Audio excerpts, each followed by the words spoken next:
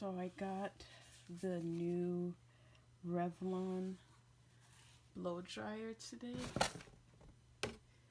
It's the Revlon Pro Collection one step hair dryer and styler. And I got this today. I ordered it from Amazon. It was like $33 and some change. And this is my first time using it. Here's the levels right here.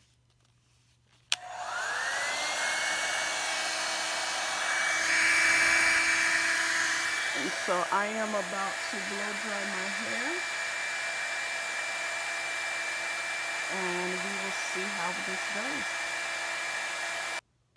So I am using this again. I just wanted to show you some of the results. As you could see, my curls up here, but I so understand the rave about this. Like, this is the bomb.com.